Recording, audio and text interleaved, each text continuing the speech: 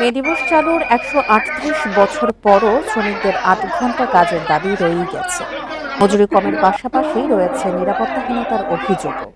দ্রব্যমূল্যের ঊর্ধ্বগতির কারণে শ্রমিকরা এখনও রেশনে খাদ্য ও পণ্য চান। তবে গত ১৫ বছরে কারখানায় শ্রমিক বান্ধব পরিবেশ তৈরি হয়েছে বলে দাবি নীতি নির্ধারকদের।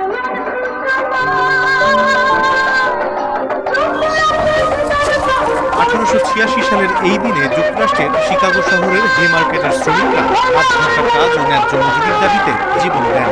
তখন থেকেই সারা বিশ্বে শ্রমজীবী মানুষের অধিকার রক্ষায় মে দিবস পালন করা হচ্ছে। কিন্তু যাদের শ্রমে ঘামে গড়ে ওঠে সভ্যতা, বাড়ে উৎপাদন রপ্তানি, সমৃদ্ধ হয় দেশ, সেই শ্রমিকদের অধিকার নিশ্চিত হয়নি আজও।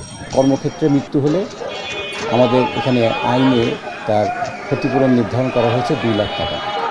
মাথাপিছু আয় যেখানে $২,৭৬৫, সেখানে একজন শ্রমিক যদি কর্মক্ষেত্রে মৃত্যুবরণ করে তাহলে তার ক্ষতিপূরণ হচ্ছে $২,০০০।